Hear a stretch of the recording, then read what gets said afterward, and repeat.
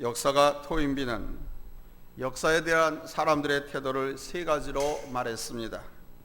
그는 인생은 모든 사람이 다 같이 한 배를 타고 먼 여행을 떠는 것과 같다고 말했습니다. 첫 번째 사람은 배가 어디로 가는지 전혀 관심이 없는 사람입니다. 오로지 배 안에서 먹고 마시는 일에만 전심전력합니다. 이 사람은 동물적인 본능에만 얽매여 살아갑니다. 먹을 것이 많으면 만족해하고 먹을 것이 없으면 불행해하는 사람입니다. 두 번째 사람도 배가 어디로 가는지는 관심이 없는 사람입니다. 이 사람은 주변 경치를 구경하는 일에만 열심을 내는 사람입니다. 이 사람은 날씨가 화창하고 좋은 경치가 눈앞에 전개되면 좋아합니다. 그것을 인생의 최고의 행복이라고 여깁니다. 그러나 날씨가 굽고 배가 흔들리면 뭐 죽느니 사느니 원망을 하는 사람을 말합니다. 그러나 여전히 이 사람은 배의 행선지에 대해서는 전혀 관심이 없습니다. 세 번째 사람은 배가 가는 방향을 생각하고 최종 정착지를 생각하는 사람입니다. 그 길로 가기 위해서 무엇을 할 것인가를 아는 사람입니다. 그래서 어떤 사람은 노를 잡고 있습니다. 또는 돛을 올리고 내리고 바람을 이용해서 배의 방향을 바꾸고, 또 어떤 사람은 키를 잡고 항로를 벗어나지 않도록 안간 힘을 씁니다. 그래서 하루하루 자기가 맡겨진 대로 열심히 노를 젓는 사람이 있는가 하면 돛을 올렸다 내렸다 하는 사람도 있고 키를 붙잡고 운행을 하는 사람이 있습니다. 우리 하나님의 백성은 먹고 마시고 잠만 자는 동물적인 본능에만 얽매여 사는 것이 아닙니다. 또한 하나님의 백성은 예술이나 스포츠를 즐기면서 이것이 인생 최고의 낙이라고 생각하는 것도 아닙니다. 하나님의 백성은 역사적 현실 앞에 친감을 느끼며 주님 나라를 이루기 위해서 살아가는 사람입니다. 사람은 자기가 생각하는 대로 말하고 생각하는 대로 행동을 하기를 원합니다.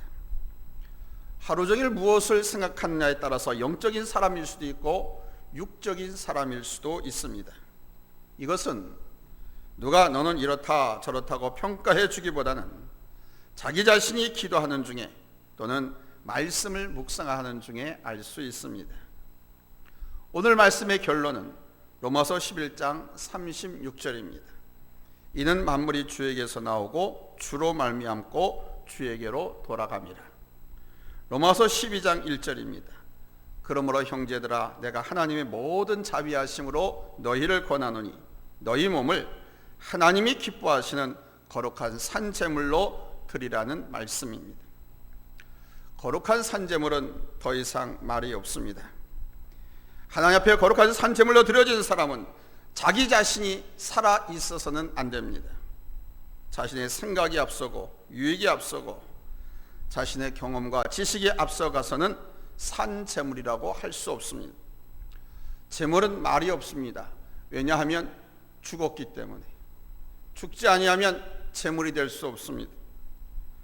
재물이 되었다고 하면서도 말 많고 시끄러우면 그는 진정한 재물이 아닙니다.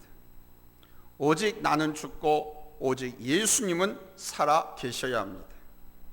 자, 그럼 주님 마음으로 살아가는 것이 무엇일까요?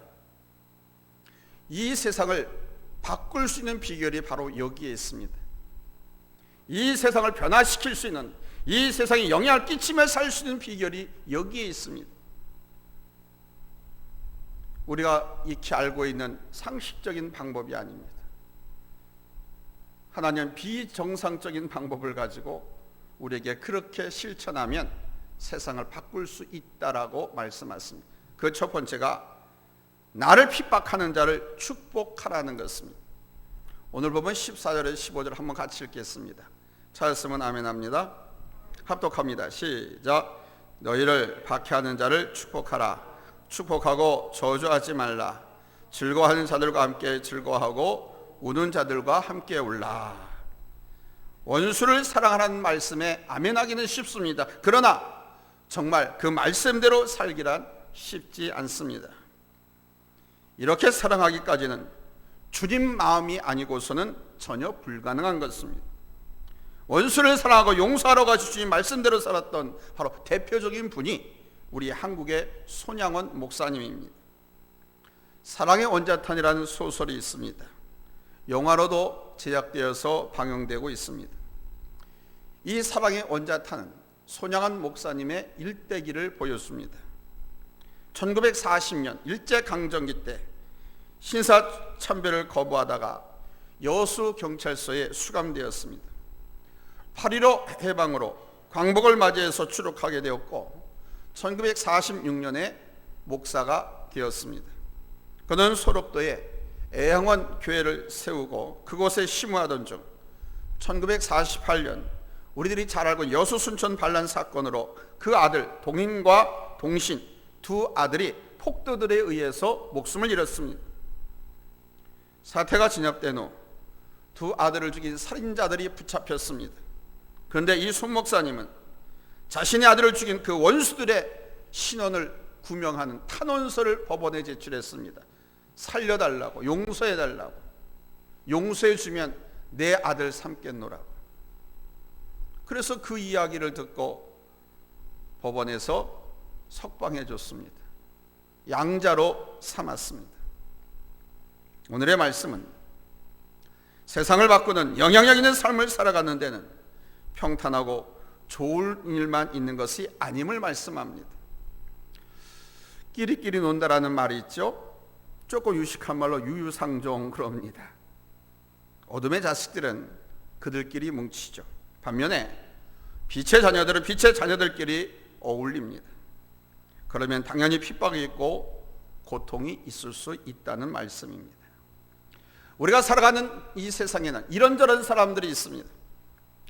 즐거워하는 자들이 있습니다. 소위 말해서 성공한 사람들이라고 할 수 있습니다. 사업이나 취업에 성공했든지 승진에 진학에 성공했든지 이 성공한 사람들은 입이 귀에 걸려가지고 싱글벙글 세상을 살만하다라고 노래하면서 삽니다. 하는 일이 다 잘 돼서 축하해줘야 할 사람들이죠. 사실 잘 되는 사람, 성공하는 사람을 보면 부럽습니다. 쟤는 되는데 난 안 되지. 나 스스로에게 화가 나기도 합니다. 배가 아파서 진심에서 우러나는 축하를 하기가 쉽지 않지요. 반면에 우는 자들은 슬픈 일을 당한 사람들, 억울한 일을 만난 사람들을 말합니다. 어쩌면 마음이 부담스러워서 다가가기가 쉽지 않은 사람입니다.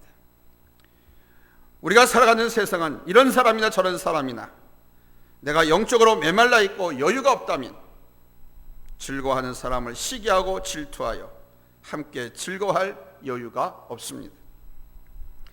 하나님께서 아브라함에게 축복을 약속하시면서 너를 축복하는 자에게는 내가 복을 내리고 너를 저주하는 자에게는 내가 저주하리니 땅의 모든 족속이 너로 말미암아 복을 얻을 것이라 하신지라 그러셨습니다. 예수님을 믿음으로 하나님의 자녀가 된 사람들은 아브라함의 후손들입니다. 하나님께서 아브라함에 하신 그 약속은 세상에 흘려보내는 하나님의 축복의 통로입니다. 그래서 우리들에게 축복하지 저주하지 말라고 말씀합니다. 그러나 너희는 택하신 족속이여 왕같은 제사장들이여 거룩한 나라요 그의 소유가 된 백성이니 이는 너희를 어두운 데서 불러내어 그의 기이한 빛에 들어가게 하시니에 아름다운 덕을 선포하게 하려 하심이라 그랬습니다. 주님께서 우리들을 어두운 데서 불러내신 이유가 기이한 빛에 들어가게 하시니에 아름다운 덕을 선포하게 하려 하심이라고 그랬습니다. 기이한 빛에 들어가게 하시니가 누굽니까? 성부 하나님 아버지 있습니다. 우리 주님이십니다. 그분의 사랑을, 그분의 덕을 세상에 선포하기 위해서 우리를 어두운 가운데서 하나님께서 먼저 불러주셔서 당신의 자녀 삼으셨다는 겁니다. 아멘. 그러니까 너희는 절대로 남을 저주하지 말라는 겁니다. 축복하라고 말씀하고 있는 거예요. 빛의 자녀가 축복받은 사람이 어떻게 저주하며 살 수 있겠느냐. 저주하거나 원수가 없는 것은 오늘 아침에도 말씀드렸던 것처럼 누구에게 맡겨라? 하나님께 맡기라. 원수 갚는 것은 인간의 영역이 아니라 하나님의 영역이기 때문에 당신께 맡기라고 말씀하고 있습니다. 오로지 우리는 축복하고 여러분 저주하지 말아야 할 줄로 믿습니다. 하나님이 다 하나님의 때 하나님의 방법으로 다 알아서 해결했습니다. 그런 거 우리는 오로지 여러분 축복만 하시기 바랍니다. 그렇게 하려고 우리를 불러주셨다는 거예요. 그래야 바뀌죠. 세상 사람들이 볼 때는 손해보거나 자기가 한 대 맞았으면 분명히 두 대를 치거나 더 어려움을 주려고 나한테 공격해 올 텐데 저 예수 믿는 사람들은 안 그러네. 그래야 세상이 바뀐다는 겁니다. 그래야 바꿀 수 있다는 거예요. 두 번째는 서로 마음을 같이 해서 선한 일을 도모해야 합니다. 자, 오늘 16절로 17절 같이 읽겠습니다. 시작. 서로 마음을 같이 하며 높은 데 마음을 두지 말고 도리어 낮은 데 처하며 스스로 지혜 있는 채 하지 말라. 아무에게도 악을 악으로 갚지 말고 모든 사람 앞에서 선한 일을 도모하라. 아멘. 두 사람이 다리 하나씩 묶어가지고 달리는 2인 삼각 경기가 있습니다. 이 경기에서 제일 중요한 것이 뭡니까? 호흡을 맞추는 것입니다. 호흡을 맞춰야 걸음을 같이 맞춰서 달려갈 수가 있습니다. 오늘 이 호흡을 맞추라는 것을 주님께서는 마음을 같이 하라 이렇게 말씀하고 있습니다. 영혼을 살리고 생명을 구하는 일에 같은 마음을 가지라는 거예요. 사회에는 각종 동호회가 있습니다. 야구나 테니스, 축구, 농구 동아리가 있습니다. 또는 등산이나 낚시, 골프를 같이 하는 분들도 있습니다. 어떤 몸이든지 간에 잘 되려면 누군가의 희생과 헌신이 반드시 필요합니다. 희생하는 사람, 헌신하는 사람, 섬기는 사람이 없이는 그 모임이 잘 될 수가 없습니다. 서로 마음을 같이 한다는 것은 시간을 내놓고 물질을 내어놓으면서 모이는 것입니다. 우리 교회 안에도 나이대별 이런 선교회도 필요하지만 관심 분야별 선교회도 있어야 합니다. 재소자들에게 사랑을 나눠주고 말씀을 전하는 다만 선교회가 있습니다. 장애우들을 섬기고 보살피는 돕는 봉사회도 필요하고요. 군대 간 형제들 또는 군인들에게 관심을 가지는 군 선교회도 필요합니다. 방송을 통해서 말씀이 전해지도록 후원하는 방송 선교회도 필요합니다. 의료 봉사에도 필요하고 미용 선교 봉사에도 필요하고 아무튼 다양한 재능으로 오직 주님의 사랑을 나누고 말씀을 전하도록 하는 일에 선한 일을 도모하는 이런 선교회가 필요합니다. 이런 선교회가 교회 안에 많이 일어나기를 우리 주님은 원하고 계십니다. 오늘 그래서 주님께서는 이 종을 통해서 그런 선교회를 만들고 그 선교를 통해 선한 일, 하나님께서 원하신 일을 많이 하라고 우리에게 권면하고 있습니다. 교회 규모가 작으면 작은 대로 크면 큰 대로 한두 사람이 모여서 기도하고 시작하면 여러분 하나님께서는 점점점 부흥의 역사를 불러줄 줄로 믿습니다. 교회 역사는 그렇게 시작되는 거예요. 오늘 말씀에는 스스로 지혜 있는 채 하지 말라고 하셨습니다. 스스로 잘나고 싶고 다른 사람에게 최고라는 소리를 듣고 싶은 심리가 사람들에겐 다 있습니다. 그러나 내가 너보다 낫다라고 하는 생각은 교만입니다. 내가 너보다 낫다, 이 교만은 사탄이 에덴 동산에서 아담과 하와를 공격할 때 선악을 알게 하는 나무의 실과를 따먹으면 하나님과 같이 될 수 있다라는 말로 최고가 되도록 유혹하였던 것과 일맥상통하는 것입니다. 하나님과 같이 된다라고 하는 것이 하나님이 최고 아닙니까? 절대 하나님 아닙니까? 오직 한 분 하나님 아닙니까? 그분과 같이 된다, 네가 최고가 된다라고 유혹한 겁니다. 그래서 사람을 업신여기고 얕잡아 보는 것이죠. 오해는 자유이고 착각은 즐겁다라는 말이 있습니다. 사람은 세상에서 자기가 제일 잘난 줄로 착각하며 살아갑니다. 익은 벼는 고개를 숙이지만 벼가 익기 전에는 제가 제일 잘났다고 고개를 빳빳이 쳐듭니다. 그러다가 알이 차서 무거워지면 고개를 숙입니다. 알이 차서 무거워지면 주님께서는 악을 악으로 갚으려고 하지 말라고 말씀하셨습니다. 악을 악으로 갚게 되면 계속해서 악의 뿌리가 번져서 세상은 망하게 됩니다. 어떻게 해서라도 선한 일을 하도록 궁리하고 마음으로만 생각하지 말고 그것을 실행에 옮겨야 합니다. 히브리서 12장 14절에서 말씀합니다. 모든 사람과 더불어 화평함과 거룩함을 따르라. 이것이 없으면 아무도 주를 보지 못하리라. 마태복음 5장 9절에는 화평하게 하는 자는 복이 있나니 그들이 하나님의 아들이라 일컬음을 받을 것이며 그러셨습니다. 우리 하나님을 향해서 삶의 목표와 방향을 설정하고 살아가는 사람은 누구 할 것 없이 평화를 만드는, 화목해야 할 피스메이커가 되어야 할 사명이 다 주어져 있는 것입니다. 우리 주님은 우리를 세상을 바꾸도록 거룩한 자녀로 부르셨습니다. 내가 간 곳마다 평화를 이루고 내가 간 곳마다 세상을 바꾸고 변화시키는 그런 사람으로 우리를 부르셨습니다. 그리고 가라고 명령하십니다. 내가 세상 끝날까지 함께 하겠다고. 거룩한 산재물이 되어서 세상에 영향력 있는 삶을 살아가게 하십니다. 산재물이 되기 위해선 어떻게 살아야 하는가를 말씀하고 있습니다. 화평하게 하는 사람은 평화를 만드는 사람입니다. 의사소통을 잘 함으로써 중재 역할을 잘 해야 하는 것입니다. 힘으로 누르는 것이 아니라 이 말로써 논리적으로 설명해서 설득 이해시켜야 하는 것입니다. 또한 기도함으로 성령님의 도우심으로 생각을 바꾸고 삶이 바꾸도록 도와줘야 합니다. 세 번째는 모든 사람과 더불어 화목해야 합니다.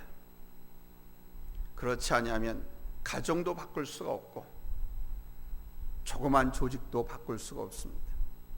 이 세상을 바꿀 수 있는 팁으로 하나님은 모든 사람과 더불어 화목하라고 명령했습니다.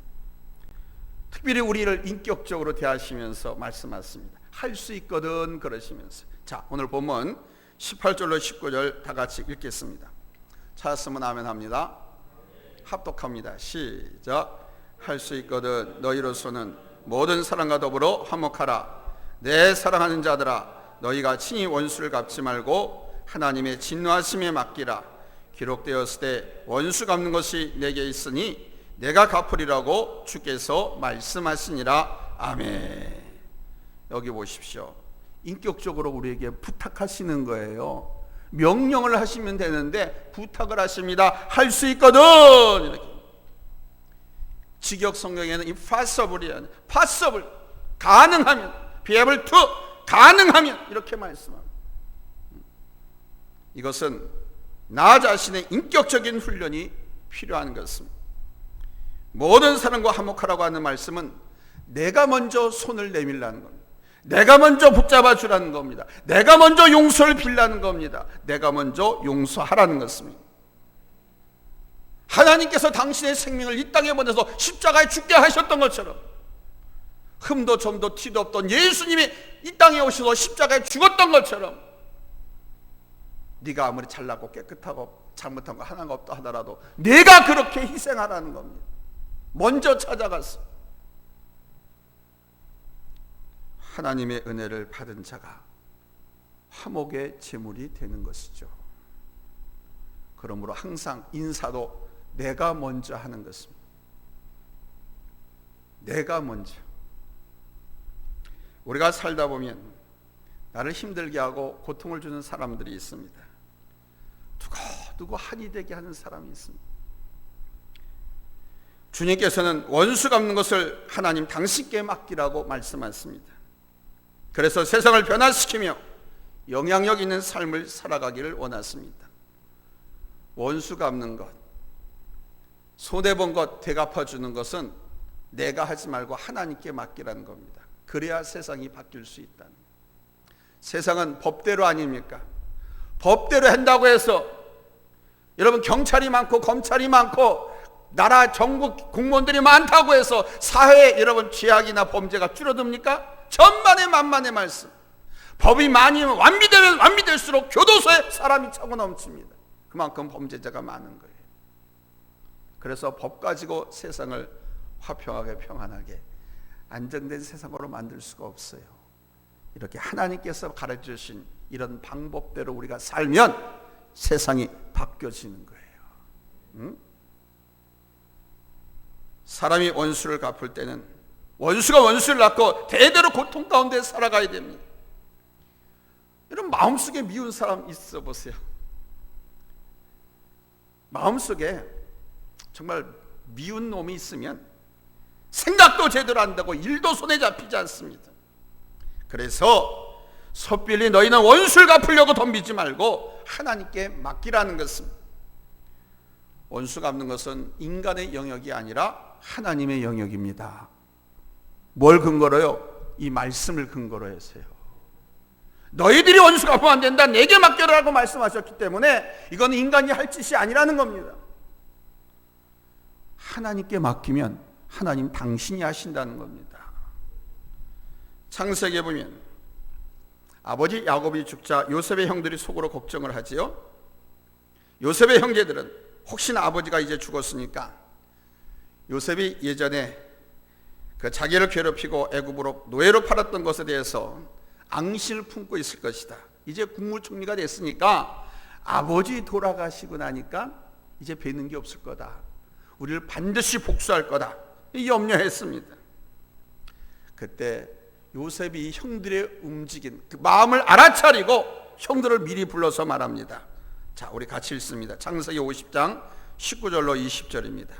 찾았으면 아멘 합니다. 합독합니다. 시작.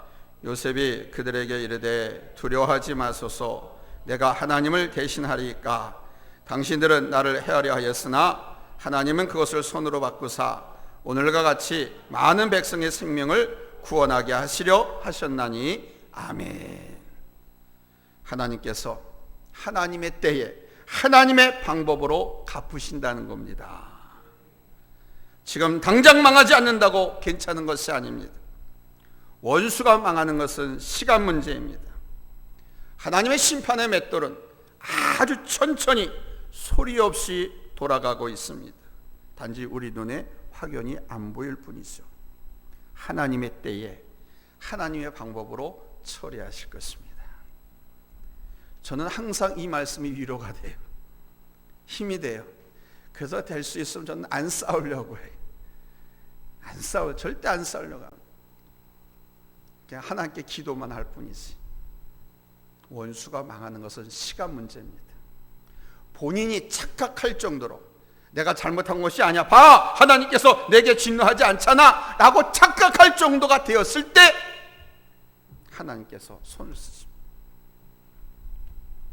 그건 하나님께서 우리에게 기회를 주시는 건데 사실은 이걸 기회를 다 놓쳐버립니다. 사람들이. 무슨 기회냐? 회개할 기회. 회개해서 다시 사명 붙잡고 하나님 일할 기회를 주는 건데 이거를 잡지를 못해. 그래서 하나님의 진노와 심판을 받는 사람들이 여러분 교회 안에 얼마나 많은지 몰라요. 하나님의 때에 하나님의 방법으로 하나님이 처리하십니다. 그러므로 마지막 이 세상을 바꾸는 비결은 손으로 악을 정복하는 사람이 돼야 돼요. 따라서 합시다. 손으로 악을 정복하자. 자, 손으로 악을 정복하는 것이 어떤 방법이냐? 본문 20절로 21절입니다. 찾았으면 아멘 합니다. 합독합니다. 시작. 내 원수가 줄이거든 먹이고 목마르거든 마시게 하라. 그리함으로 내가 숯불을 그 머리에 쌓아 놓으리라. 악에게 지지 말고 손으로 악을 이겨라. 아멘. 이 말씀을 가장 잘 실천했던 우리나라의 지도자 한 분이 김대중 전 대통령입니다. 일명 우리에게는 햇빛 정책으로 소개되고 있죠. 우리 주님은 원수 갚는 것에 대해서 전혀 다른 방법, 그걸 우리에게 제시하고 있는 거예요. 원수가 굶으면 먹여라. 원수가 목말라 하면 마실 것을 주라. 이렇게 말씀합니다. 아니 그 미운 놈한테 그걸 왜 줘요? 주라는 겁니다. 먹이라는 겁니다. 세상적인 논리와 방법과 법과는 전혀 맞지 않죠. 굶은 사람에게 먹을 것을 주고 마실 것을 주는 것이 원수 갚는 거예요. 그러면 그 사람은 원수가 아니라 친구가 될 수도 있죠. 원수를 평생 가슴에 품고 산다면 얼마나 끔찍하고 얼마나 괴롭겠습니까? 어떤 사람이든지 원수가 된 것은 처음부터 크게 잘못된 것이 아닙니다. 작은 실수가 오해를 낳아서 시작됩니다. 다윗이 승승장구하게 되자 사울 왕은 다윗을 제거하려고 쫓아다녔죠. 자기 사위를 말입니다. 그래서 다윗은 장인에게 쫓겨다니는 도망자 처지였지만 그는 하나님이 나와 늘 함께 하신다, 임마누엘 하신다라는 이 의식을 항상 갖고 살았습니다. 다윗은 무장 출신입니다. 소년 때부터 돌멩이 하나 가지고 팔척장서 골리앗을 때려 죽였던 사람이기도 합니다. 그런 무장 출신으로서 사울 왕을 죽일 수 있는 기회가 얼마나 많았습니까? 그러나 그는 옷자락만 뱄습니다. 사무엘상 24장 11절 우리 한번 다 같이 읽겠습니다. 보입니까? 네, 함께 읽겠습니다. 시작. 내 아버지여 보소서, 내 손에 있는 왕의 옷자락을 보소서. 내가 왕을 죽이지 아니하고 겉옷자락만 베었은즉 내 손에 악이나 죄가가 없는 줄을 오늘 아실지니이다. 왕은 내 생명을 찾아 헤아려 하시나 나는 왕에게 범죄한 일이 없나이다. 아멘. 그러니까 장인 사울왕은 자기를 죽이려고 혈안이 되어 있었지만 다윗은 하나님께 맡기고 하나님의 방법으로 처리한 거예요. 내가 해결하려고 쫓아다니다 보면은 문제가 일어나게 돼 있어요. 책임을 묻는 것도 중요하지만 나눌 것은 나누고 물을 것은 물어야 하는 것입니다. 숨통을 튀어놓고 조여야지 무조건 조이기만 한다고 하면 내 생각이 풀대로 내 계획대로 풀리는 게 아닙니다. 우리 하나님께서 생각을 바꾸도록 그의 마음을 바꾸도록 역사하셔야 돼요. 사람이 할 일은 사람이 하지만 하나님이 하실 일조차도 제 손으로 처리하겠다고 하는 것은 더 큰 문제를 불러일으키는 것입니다. 서로 원수 맺고 아주 불행하게 비극적으로 살아가는 가문이 당하는 그 비극과 아픔의 이야기가 바로 로미오와 줄리엣 아닙니까? 뭐 소설도 있지만 영화로도 우리가 익히 많이 알고 있습니다. 원수를 조상들이 맺어놓고 풀지 않고 죽어버리니까 그 손자, 손녀들이 다 당하는 거예요. 바로 서로 원수 맺고 살아가는 가문이 당하는 그 후손이 당하는 삶의 비극을 보여주는 것이 로미오와 줄리엣입니다. 사랑하는 성도 여러분, 주님께서는 악에게 지지 말고 선으로 악을 이기라고 말씀하고 있습니다. 손으로 악을 이기라는 말씀은 사랑으로 이기라는 것입니다. 이것은 내가 강하거나 똑똑해서가 아닙니다. 주님께서 말씀하시고 주님께서 하게 하시니까 가능한 것입니다. 그 말씀을 실천해서 해보세요. 해보면 됩니다. 그것을 실천하기 위해서는 먼저 내가 주님 마음을 품을 수 있어야 돼요. 주님 마음 내게 주소서. 주님 마음. 그럼 주님의 음성을 듣습니다. 주님께서 하신 이런 말씀이 새겨집니다. 기억 살아납니다. 주의 음성이 살아나면 그때 악을 손으로 이길 수가 있는 거예요. 악이 나에게 큰 영향을 행사하고 있으면 악을 제어하기 어렵겠지만 선이 나에게 악보다 더 큰 영향력을 행사하고 있다면 악을 제어할 수 있지 않겠어요? 날마다 세상에 가서 나쁜 놈들하고 모사나 꾸미고 나를 비평하고 욕망하는 그런 삶으로 지내는 사람들마다 하나님 앞에 나와서 예배드리고 찬송하고 기도하고 하나님 말씀을 듣고 성경책 보고 하는 시간이 더 많은 사람이라고 하면 어떤 사람이 무엇이 그 사람을 지배하겠습니까? 말씀이 그를 지배하겠습니까? 악이 그 사람을 지배하겠습니까? 성령께서 함께 하시고 여러분 성령의 능력으로 악을 이길 수 있는 줄로 믿습니다. 이것이 세상을 진정으로 바꿀 수 있는 비결이고 영향력 있는 사람으로 살아갈 수 있는 원리입니다. 내가 하고 싶다는 것 하는 것도 중요하지만 하나님의 강력한 역사심에 붙잡혀서 할 수 있게 되는 것이 더 중요합니다. 하나님께서 쓰시는 사람. 아멘. 하나님의 말씀에 붙잡혀서 그 말씀대로 선을 찾아서 행하는 사람이 하나님께 붙잡혀서 쓰이는 사람입니다. 여기에 그러기 위해서는 우리가 내 의지를 드려야 되겠죠. 내 생각도 드려야 되겠죠. 내 인격과 이성을 다 내려놓고 하나님 말씀에 순종해야 내가 세상에 영향을 끼치는 사람이 되고 나의 가정도 바꾸고 직장도 바꾸고 이 세상을 변화시키는 영향력 있는 사람이 되는 줄로 믿습니다.